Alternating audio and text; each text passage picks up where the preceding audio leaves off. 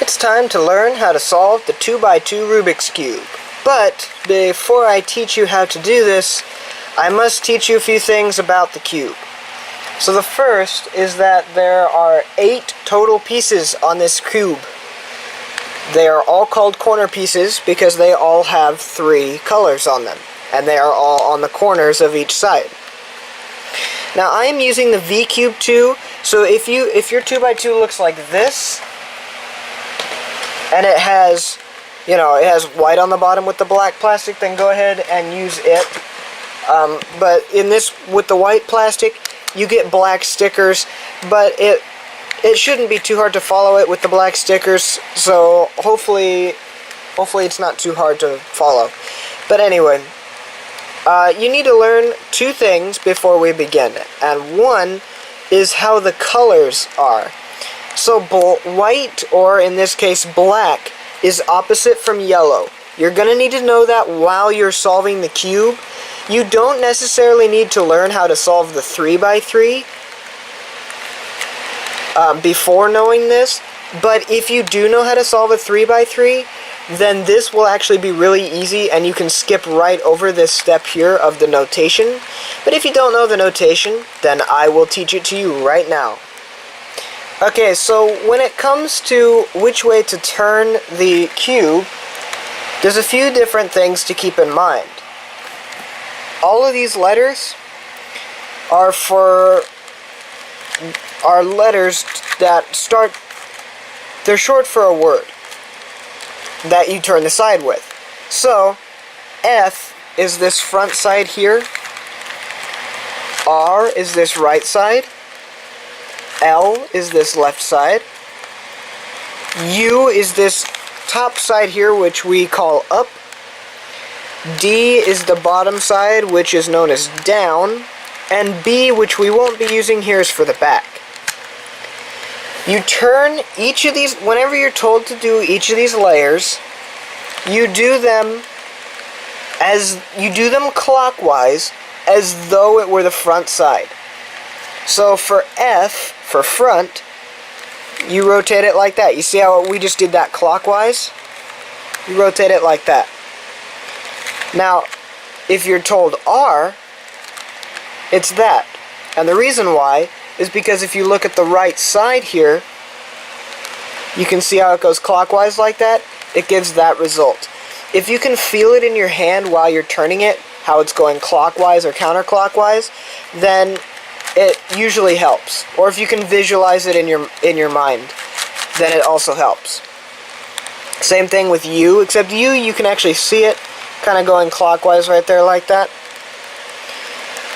The only trickier ones is L, because L is this, but R is this. But it just, L, D, and B are all inverted from the side on the other side. So R is this, but L is just inverted. It goes this way. U is this, but D is this. Now if you see this little apostrophe right here, then that means we call it the prime symbol, and this means to do the move counterclockwise, as though it were the front, rather than clockwise. So F prime is that way because it's counterclockwise. Or like R prime is simply that. L prime and R go the same way. Same thing with U prime and D go the exact same way. And also, you see this cube here, it's the pillowed version of the V Cube 2. This is what I will be using to show you the goal of each step. If you've seen my 3x3 tutorials, then this was in those as well. So with this, I think it's time to get scrambling, and we will begin learning how to solve the 2x2 Rubik's Cube. Now that your cube is scrambled like this one, it's time to learn how to solve it. So the goal of step 1 is to solve the white side, or in this case black, and this first layer here, which will be like a ribbon of color that is matched all the way around the cube. So when you're looking on the cube, I like to start with the V, or if you have the Rubiks logo or any other logo here, I always like to start with the logo side, which usually is red, white, and blue. So you're going to need to find a piece that has red and white, or blue and white. Like this one. See, it has blue and, well, in this case, black. Now, if I just rotate it straight up, try to get two pieces next to each other. Always try to get, if you can get them here, try that. But if it's over here, if this white is facing like out the right side, and you can't really rotate it up, you can rotate any of these layers and not affect where this will go. Like, we want it right here, but we don't want to affect this center here, so we can just rotate this straight back, and then rotate that right there.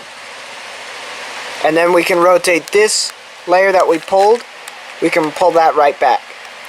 There's no real algorithms that I can help you out with here, so I'm sorry. If you see like the pieces on the bottom here, you won't be able to rotate it up, otherwise it'll be like this. So what you can do is rotate it once so that it's way in the back over here. And so it's going to go right here, so we need it way back there like that. You can rotate this all the way up, and it can be formed like that.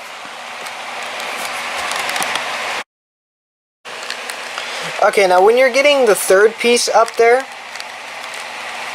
look for another piece on here. It doesn't matter which one you do, because it will have one of the two colors on it. So this one is white, red, and green. So it has white and red. This has white and red, so we'll go ahead and get that up there. So what we're going to do, I can't just rotate it straight up, otherwise it pushes this piece out of the way. So what I'm going to do, I'm going to push these out of the way. I'm going to rotate it straight up, and then I'm going to pull these layers back. And you can see how it doesn't disturb it. However, you have to be careful. When these pieces are up here like this, if you pull them away like this, and then you bring the piece up, you've now rotated it. So you have to be really careful. Pull them back this way, rotate it up, so that way it doesn't affect these pieces, and then just pull this back.